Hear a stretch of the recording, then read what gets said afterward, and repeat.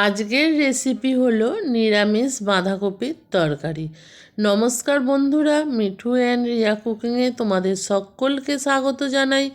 আবারও আজ হাজির হয়েছি অন্য দিনের মতন এক নতুন রেসিপি নিয়ে। আজকের রেসিপি হলো নিরামিষ বাঁধাকপির তরকারি, তাও মটরশুঁটি দিয়ে।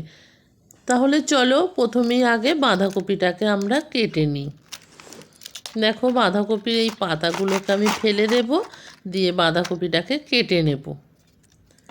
বাঁধাকপি সবসময় পাওয়া যায়, কিন্তু শীতের মরশুমে এই বাঁধাকপিটা খুবই ভালো লাগে খেতে। তাহলে চলো বাঁধাকপিটা কেটে নিই।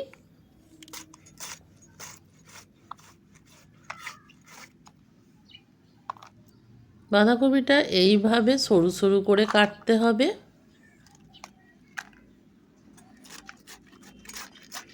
বাঁধাকপি কাটার ওপর নির্ভর করে বাঁধাকপির তরকারির টেস্টটা অনেক সময়। বাঁধাকপিটা কাটা হয়ে গেছে, এবার ধুয়ে নেব।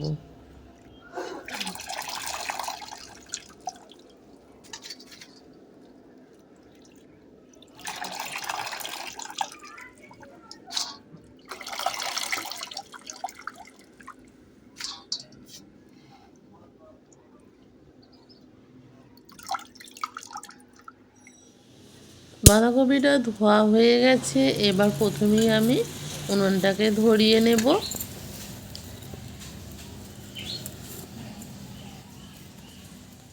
উনুন ভালো করে ধরিয়ে নিয়েছি।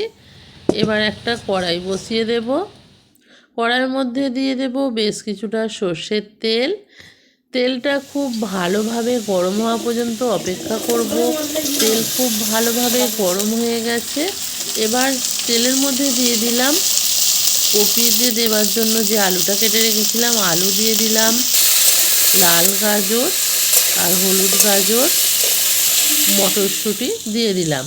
দিয়ে একেবারে সমস্ত উপকরণগুলো খুব ভালোভাবে কষিয়ে নেব।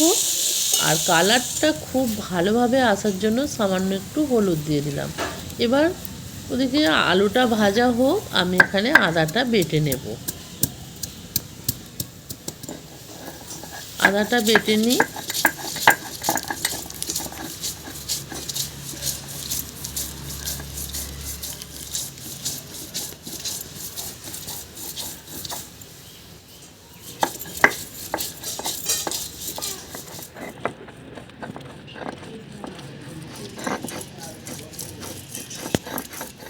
খুব ভালোভাবে আদাটা বাটা হয়ে গেছে। আর কপিগুলো দেখো জল ঝরে একদম ঝুড়ো ঝুড়ো হয়ে গেছে। আলুগুলো খুব ভালোভাবে ভাজা হয়ে গেছে।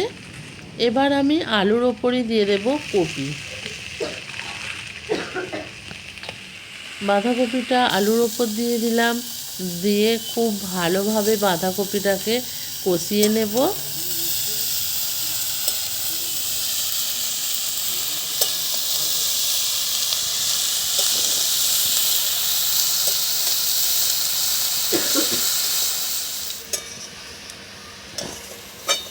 বাঁধাকপিটা খুব ভালোভাবে কষানো হয়ে গেছে। একটু ঢাকা দিয়ে দিলাম যাতে বাঁধাকপি থেকে জলটা ছেড়ে বেরিয়ে আসে। দেখো, বাঁধাকপিটা আমার খুব ভালোভাবে ভাজা হয়ে গেছে। আর আলুটাও সিদ্ধ হয়ে গেছে। এবার আমি বাঁধাকপিটাকে তুলে নেব।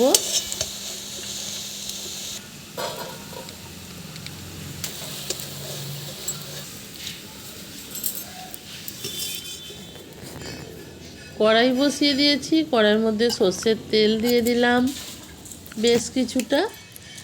ফোড়নে দিয়ে দেব তেজপাতা, শুকনো লঙ্কা আর 5 ফোড়ন। ফোড়নটা খুব ভালোভাবে ভেজে নেব। এবার এখানে আমি দিয়ে দেব এভারেস্টের হিং। একটু হিং দিয়ে দেব। বাঁধাকপির তরকারিতে যদি একটু হিং ব্যবহার করো, বাঁধাকপির তরকারির টেস্টটা দ্বিগুণ বেড়ে যাবে। হিংটা দিয়েও খুব ভালোভাবে আমি মশলাটা কষিয়ে নিলাম। এবার দিয়ে দেব আদা বাটাটা। দিয়ে তেলের সাথে কষিয়ে নেব। কাশ্মীরি লঙ্কার গুঁড়ো দিয়ে দেব 1/2 চামচ, এটা শুধুমাত্র কালারের জন্য দিলাম।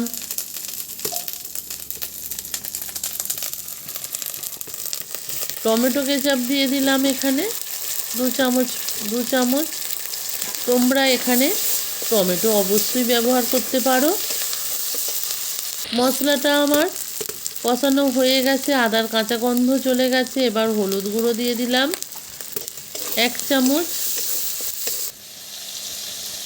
আর লঙ্কার গুঁড়ো দিলাম 1/2 চামচ। দিয়ে আবারও মশলাটাকে আমি ভালোভাবে কষিয়ে নেব।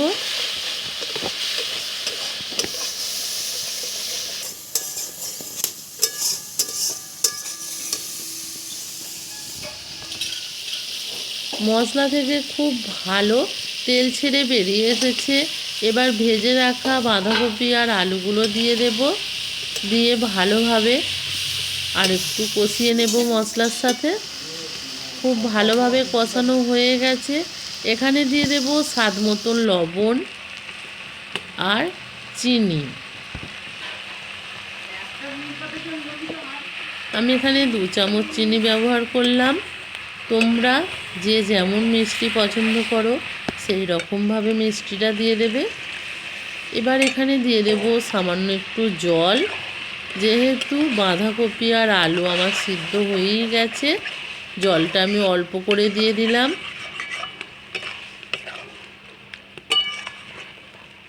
দিয়ে একটা ঢাকা দিয়ে দেব। 3 মিনিট মতন আমি রান্না করে নেব।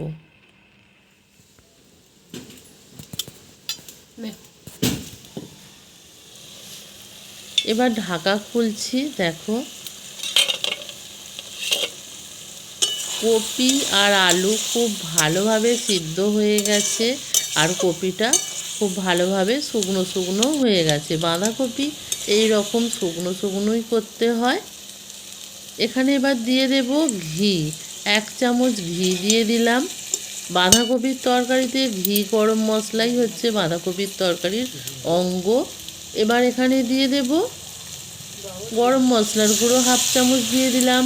দিয়ে খুব ভালোভাবে আবারও এটা মিক্স করে নেব। তাহলে বন্ধুরা দেখেই নিলে কত সহজে আমি বানিয়ে নিলাম এই বাঁধাকপির তরকারি। যদি তোমাদের এই রেসিপিটা ভালো লাগে অবশ্যই লাইক, কমেন্ট, শেয়ার করবে। আজকের মতো ভিডিওটা আমি এখানেই শেষ করলাম। আবারও দেখা হবে পরের দিন নতুন কোনো এক ভিডিওর সাথে। ততক্ষণের জন্য সকলে ভালো থেকো, সুস্থ থেকো। টাটা।